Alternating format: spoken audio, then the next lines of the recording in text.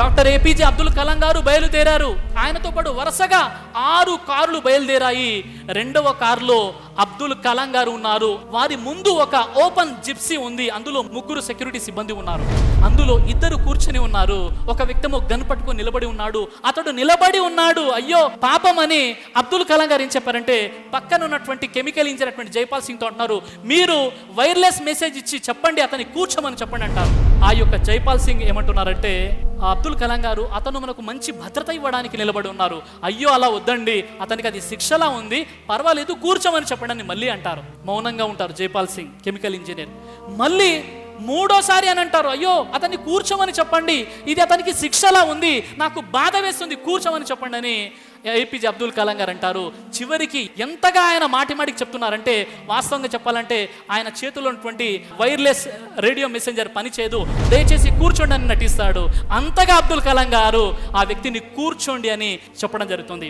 చివరికి ఆ వ్యక్తి అలానే నిలబడి ఉంటాడు. ఆ తర్వాత కెమికల్ ఇంజనీర్ అటువంటి జైపాల్ సింగ్ తో అబ్దుల్ కలాం అంటున్నారు, అయితే ఒక పని చేద్దాం, మనం గమ్యం చేరుకున్న తర్వాత వెంటనే ఆ వ్యక్తిని కలిసి మనం క్షమాపణ అడుగుదాము అని అబ్దుల్ కలాం గారు.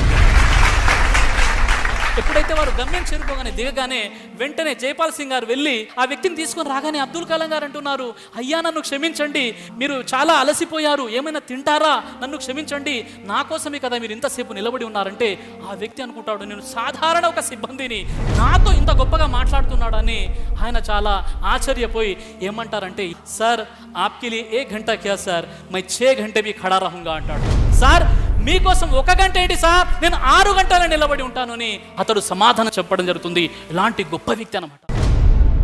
ఒక ముఖ్యమైనటువంటి ప్రాజెక్టు నిర్మాణ వర్క్ జరుగుతుంది. అందులో 70 మంది శాస్త్రవేత్తల బృందంలో ఈయన మేనేజర్గా ఉంటారు అబ్దుల్ కలాం గారు.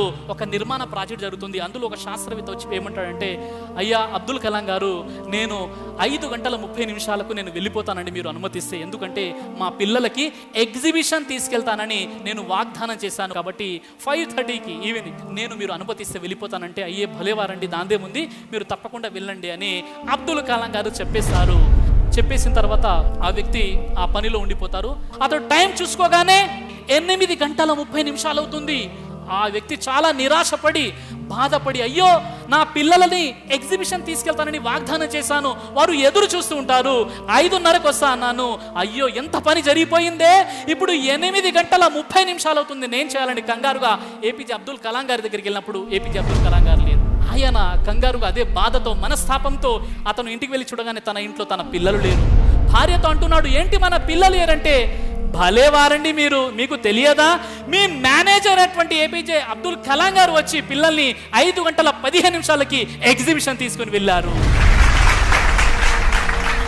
చూడండి, ఆశ్చర్యపోతారు. అబ్దుల్ కలాం గారు ఆ వ్యక్తిని 5 గంటలకు వచ్చి గుర్తు చేద్దామని వచ్చారు ఆ వ్యక్తి దగ్గరికి. 5 గంటలకు అతడు తన పనిలో ఎంత నిమగ్నమైపోయి ఉన్నాడు అంటే, అతడు తన యొక్క పనిని డిస్టర్బ్ చేయడము అబ్దుల్ కలాం గారికి ఇష్టం లేకుండా ఆయన తన పిల్లలకు వాగ్దానం చేశాడు. ఆ వ్యక్తి ఒకవేళ వెళ్ళనట్లయితే పిల్లలు బాధపడతారు, అదేవిధంగా ఇతడు కూడా మర్చిపోయినందుకు బాధపడతాడు.